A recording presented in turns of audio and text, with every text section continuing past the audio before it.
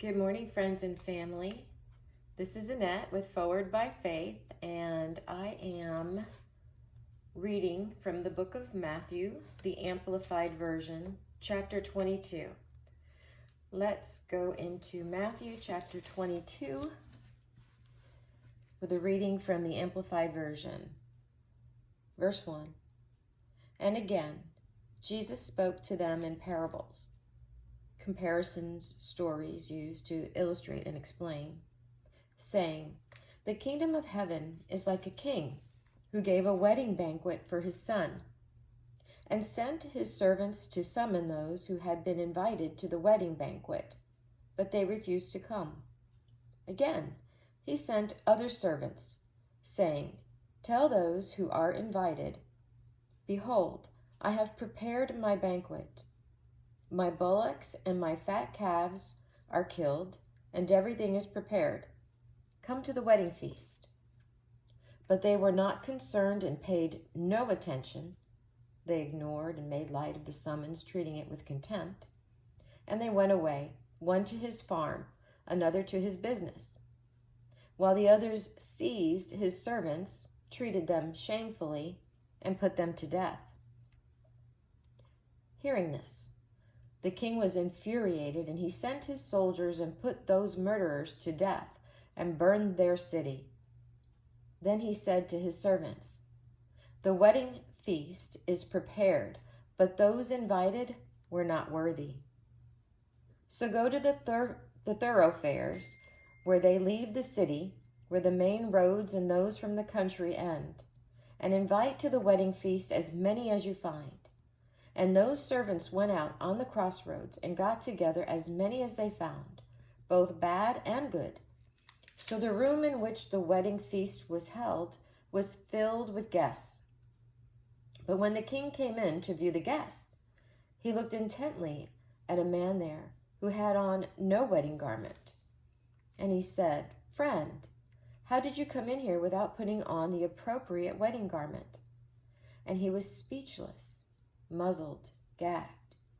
Then the king said to the attendants, tie him hand and foot, and throw him into the darkness outside. There will be weeping and grinding of teeth. For many are called, invited, and summoned, but few are chosen. Then the Pharisees went and consulted and plotted together how they might entangle Jesus in his talk. And they sent their disciples to him along with the Herodians, saying, teacher, we know that you are sincere in what you profess to be, and that you teach the way of God truthfully, regardless of consequences, and being afraid of no man. For you are impartial and do not regard either the person or the position of anyone. Tell us then what you think about this. Is it lawful to pay tribute levied on individuals and to be paid yearly to Caesar or not? But Jesus, aware of their malicious plot, asked, why do you put me to the test and try to entrap me, you pretenders, hypocrites? Show me the money used for the tribute. And they brought him a denarius. And Jesus said to them, whose likeness and title are these? They said, Caesar's. Then he said to them, pay therefore to Caesar the things that are due to Caesar, and pay to God the things that are due to God. When they heard it, they were amazed and marveled, and they left him and departed. The same day, some Sadducees, who say that there is no resurrection of the dead, came to him, and they asked him a question, saying, teacher, Moses said, if a man dies, leaving no children, his brother shall marry the widow and raise up a family for his brother. Now there were 7 brothers among us. The first married and died, and having no children left his wife to his brother. The second also died childless, and the third down to the 7th. Last of all, the woman died also. Now in the resurrection, to which of the 7 will she be wife? For they all had her. But Jesus replied to them, you are wrong, because you know neither the Scriptures nor God's power. For in the resurrected state neither do men marry, nor are women given in marriage, but they are like the angels in heaven. But as to the resurrection of the dead, have you never read what was said to you by God? I am the God of Abraham, and the God of Isaac, and the God of Jacob. He is not the God of the dead, but of the living. And when the throng heard it, they were astonished and filled with glad amazement at his teaching. Now when the Pharisees heard that he had muzzled the Sadducees, they gathered together. And one of their number, a lawyer, asked him a question to test him. Teacher, which kind of commandment is great and important, the principal kind, in the law? Some commandments are light, which are heavy. And he replied to him, You shall love the Lord your God with all your heart, and with all your soul, and with all your mind, intellect. This is the great, most important principle and first commandment. And a second is like it. You shall love your neighbor as you do yourself.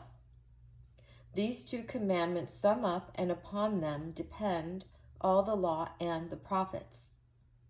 Now while the Pharisees were still assembled there, Jesus asked them a question, saying, What do you think of the Christ? Whose son is he? They said to him, The son of David. He said to them, How is it then that David, under the influence of the Holy Spirit, calls him Lord, saying, The Lord said to my Lord, Sit at my right hand until I put your enemies under your feet? If then David thus calls him Lord, how is he his son?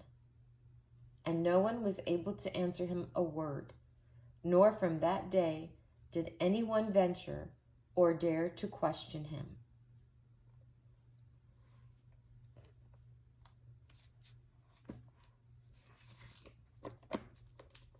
And that is Matthew chapter 22 from the Amplified Version. Thank you for joining me on Forward by Faith. This is a reading to prepare us for Malachi 3:16 night. And as always, it's good to reflect, go back, and highlight the scriptures that really speak to you and meditate on them. Have a blessed day. I look forward to our next reading. God bless you. Bye-bye. Have a wonderful day.